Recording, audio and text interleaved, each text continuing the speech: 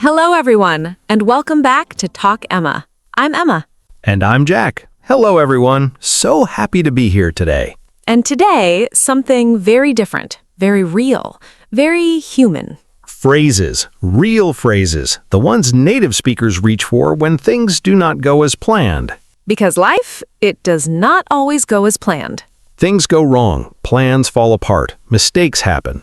And in those moments, English speakers have phrases, natural, warm, honest phrases.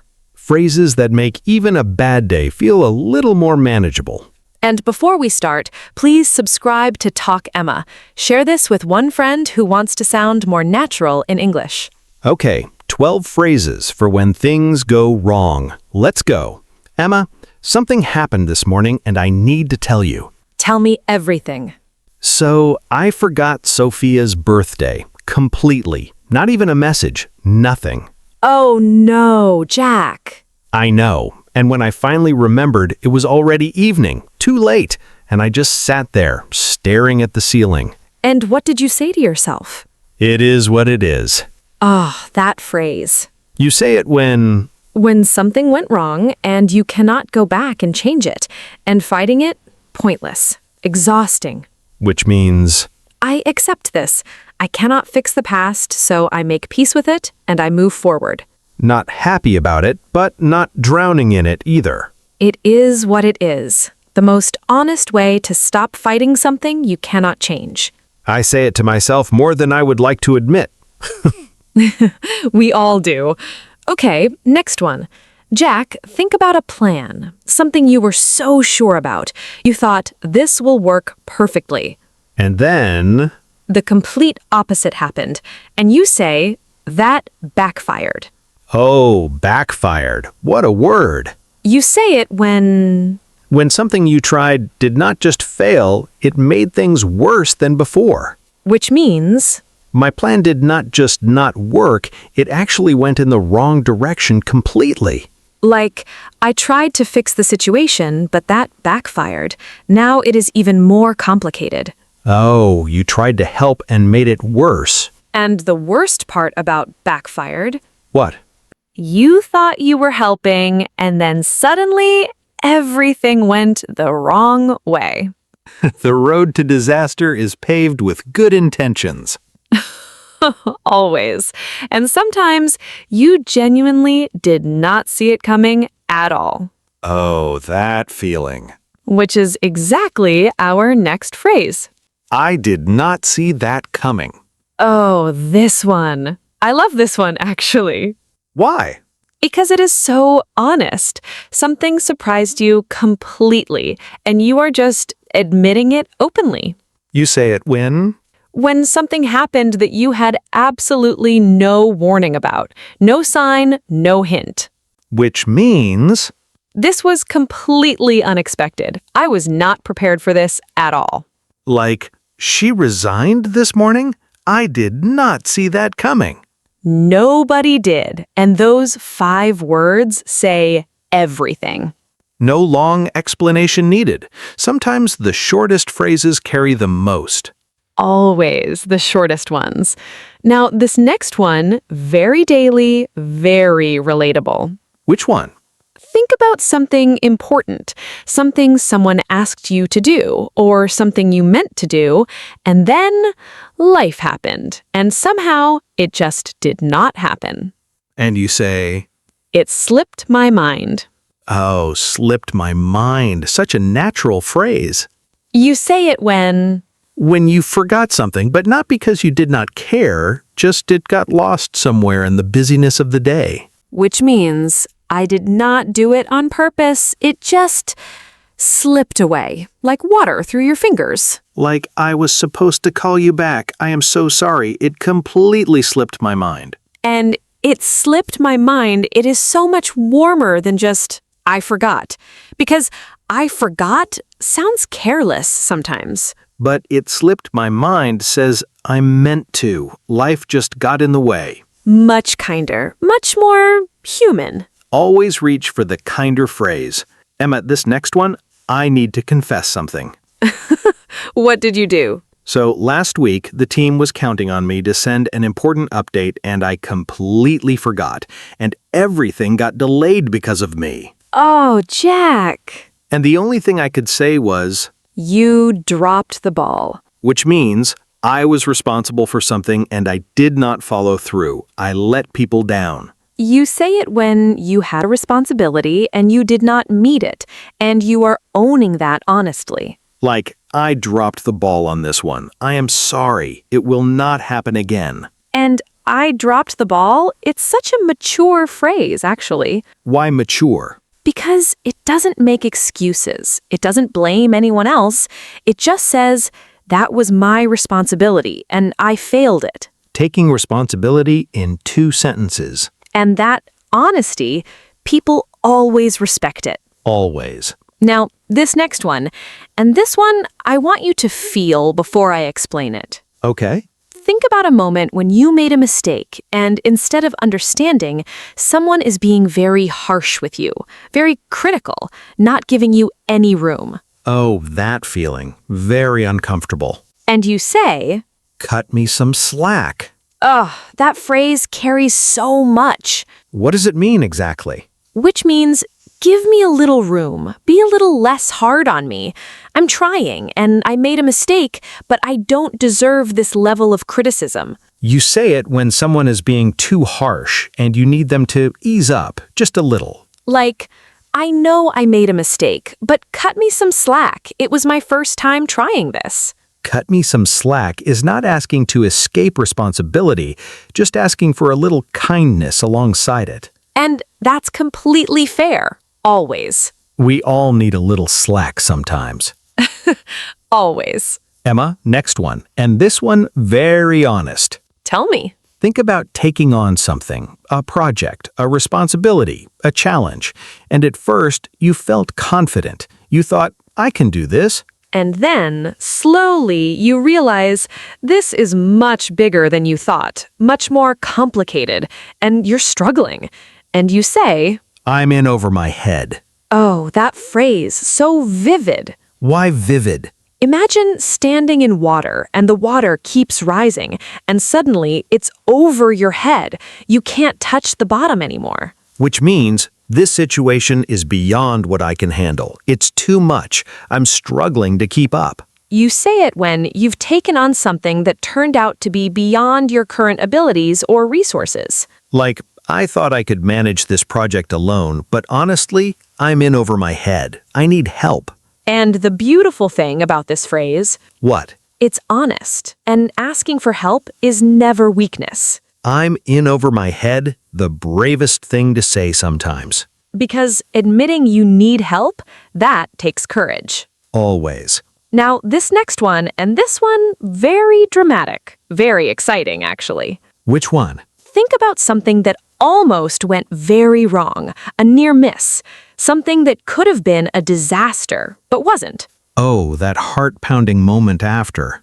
And you say, that was a close call. Feel that. The relief, the racing heart, oh, that almost happened. Which means something dangerous or bad almost happened, but just barely did not. You say it when you escaped something difficult by the smallest margin.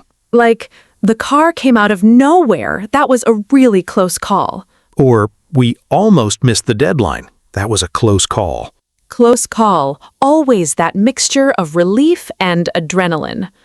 My heart is racing just thinking about it. That is exactly the feeling. That is close call. Emma, this next one, I want to tell you about something that happened at work last month. Tell me. So everything started so well. The project was going perfectly, the team was happy, the client was happy. And then? And then one small thing went wrong, and then another, and before I knew it, Everything was falling apart. and I kept saying to myself, it went downhill fast. Which means something that was going well suddenly started getting worse, and it happened quickly, without warning. You say it when a situation deteriorated rapidly. Things were fine, and then, very quickly, they were not. Like, the meeting started well, but it went downhill fast once the disagreement started. Or, the weather was beautiful this morning, and then it went downhill fast. Very different situations, same feeling. Went downhill fast, always that sense of, I watched it happen and could not stop it. Very real, very human. Always. Now, this next one, and this one, very useful when something has to start all over again. Think about working on something for a long time, a plan, a project, a relationship even, and then something happens and everything you built, gone, and you have to begin again. From the very beginning. And you say, Back to square one. oh, back to square one. I know this feeling very well. Which means everything we did not work, and now we are at the beginning again, starting fresh, from zero. And you say it when a plan or effort failed, and you have to start the whole process over again. Like, the client rejected the whole proposal. We're back to square one. Or the system crashed and we lost everything. Back to square one. And back to square one, it always carries a little frustration. But also a quiet acceptance. Okay, this did not work. Let us try again. There's something almost brave about saying, back to square one. Because it means I haven't given up. I'm just starting again. Always starting again. Always. 2 more phrases, and these last 2, very different energy from everything before. Tell me. This one, very honest, very vulnerable. Which one? Think about a situation that's getting complicated. Not a complete disaster, but tricky, uncomfortable. You're not sure how to get out of it. And you say, I'm in a bit of a fix. oh, a bit of a fix. That phrase is so British, actually. Very British, very understated. Which means I'm in a difficult situation, not a catastrophe, but a problem I need to solve, and I'm not quite sure how yet. You say it when you're stuck somewhere uncomfortable and you need help or a solution, or just someone to acknowledge that, yes, this is tricky. Like, I promised 2 people I would meet at the same time. I'm in a bit of a fix. Classic situation, and a bit of a fix makes it feel manageable, not dramatic. Just a small problem that needs a small solution. I love how English can make even a difficult situation feel lighter. That is exactly what these phrases do. They hold the difficulty, but with a little grace. Always. And the last one, and this one, my absolute favorite of all 12. Why your favorite? Because after everything going wrong, after the backfiring, the close calls, the dropping balls, the going downhill fast, After all of that? this phrase arrives and it changes everything. Which phrase? Think about someone who has been through something really difficult, and they're on the other side of it now, and they look back and they say, Every cloud has a silver lining. oh, that one. What does it mean exactly? It means even in the darkest situation, even when everything went wrong, there is always something good hidden inside it, something you could not see at the time, but you can see now. You say it when you want to remind someone or yourself that difficult times always carry something valuable inside them. Like, I lost that job, but every cloud has a silver lining. It pushed me to start something I truly love. Oh, that sentence. The job loss was real and painful, but inside it, something beautiful was waiting. Every cloud has a silver lining, the most hopeful phrase in the English language. And the perfect way to end today, because yes, things go wrong. Plans fall apart, balls get dropped, things go downhill fast. But always, always, there is a silver lining somewhere. You just have to look for it. Always. Now, one complete natural conversation, all 12 phrases flowing naturally. 2 friends, one of them having a very difficult week. Emma, what a week! I don't even know where to start. Tell me everything. So, on Monday, I forgot to send the report. It completely slipped my mind. Oh no, what happened? My manager was not happy, and I had to say, I dropped the ball. I'm sorry. That takes courage to admit. How did she react? She cut me some slack, actually, which I was grateful for. Good. And then?